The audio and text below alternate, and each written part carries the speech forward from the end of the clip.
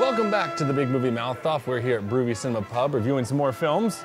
I'm Jimmy Martin with Slug Magazine. And I'm Jeff Weiss with MSN Entertainment. You can find Big Movie Mouth Off on Comcast Xfinity, locally under Salt Lake Alternative. There's a neat little folder. It's got movies, you can flip through it. Yeah, several months worth of films actually if you want to go back there. So please tune in. Because our opinions never die. Yes. They're just there Exactly. forever. Hey, you know what? If they're out on DVD, then you can look them up that way. Yep. All right, well, here we go. This episode, we're reviewing a little film called The Words, directed by Brian Klugman and Lee Sternthal. Okay, this will be kind of a fun little review because you're probably gonna have to refresh me on some things. I saw this film about 9-10 months ago at Sundance. One of the few critics actually got to get into this screening. There's a long story behind that one. But you got to see it more recently than I did. And so I'll give you the premise. If I mess up or maybe they changed something, you can let me know. Basically, the way I remember this, it's a kind of almost an Inception tiered-like story where it starts with Dennis Quaid, who is an author, reading a book. Chapters from his new book. Chapters from the new book, you know, kind of a public reading, which delves into the next story, the next level, which stars Bradley Cooper and Zoe Saldana, where Bradley Cooper is an author who is struggling like that, who comes upon a manuscript that was inside of a briefcase that his fiance bought for him. In France. In France, and he reads it and it's mesmerizing. And one thing leads to another, he turns it in as his own, it gets published, and he becomes a well-to-do author, you know, for work that he did not create. So all of a sudden, an old man, played by Jeremy Irons, shows up and says, I know where you got that manuscript, which delves into another story of where the manuscript came from. So you've got this There's a story within a story within a story. That's why I call it Inception-like. It's like a series of Russian nesting dolls. Yeah, it really is. It really is. And so, so that's kind of the thing. I have a story. Very good story. You want to hear it? There he is, a dumb kid wondering what the future held.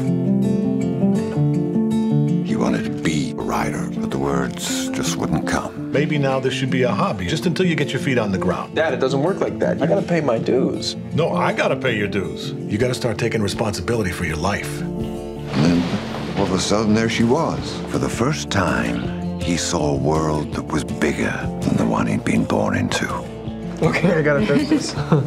Fine, but you're missing out. Finished. That was his moment. No, tell me the truth. What really happened? The nature of the publishing business right now, I don't know how to publish a book like this. What once was his whole world suddenly seemed small. We don't have any money. I'm not who I thought I was. And I'm terrified that I never will be. He knew the life he wanted.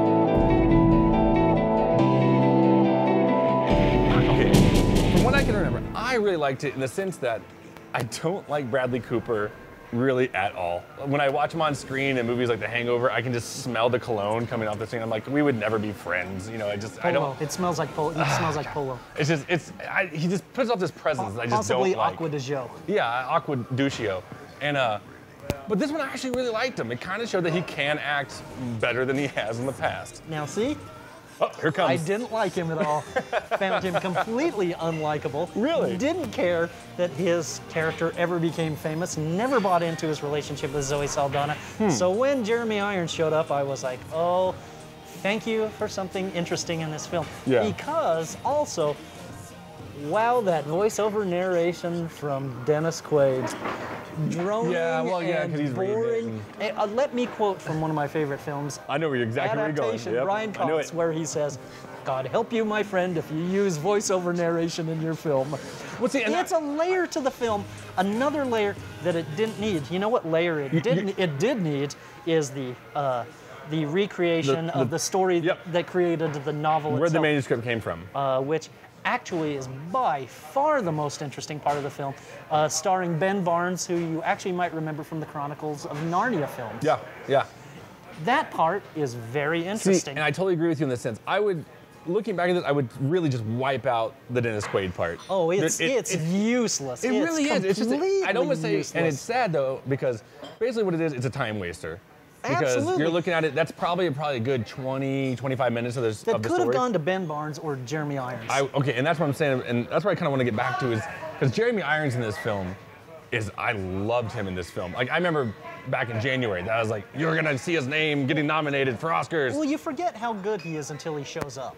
And Yeah. then he owns everything. And he's the reason I think that I really despised Bradley Cooper in this film. See, because I think he pulled it so out of him. blows Bradley Cooper out. Obviously. Completely Yeah. out of the water. But I also noticed how much better Zoe Saldana was than Bradley Cooper in their scenes together, too. Yeah, well, see, I guess we're gonna have to disagree on that one because I thought Bradley Cooper and Zoe Saldana worked well together, and I think maybe it was just the presence of Jeremy Irons that he's like, let me show you how to do this right. He's at his craggiest and He's so good though. I love his craggy smoker voice, and he's just, and he's such a smart ass because like, you know what? Because he basically calls Bradley Cooper, you little twerp, I know what you did, Yes, exactly. And How could you say no? And you'll guess the twist. You'll guess the twist coming by a mile. Well, actually, you'll guess one of the twists because there's another one at the end. Yeah. Going back to the Dennis Quaid thing, that will make you roll your eyes in disgust. Yeah. It's It's really sad how unnecessary the Dennis Quaid is because I like Dennis Quaid a lot too. I do too. I like Olivia Wilde, who's really in, like who's Olivia in Wilde. scenes with him, but. But those minutes of the film are well. And by the way, as a veteran reader, I have to carp on this.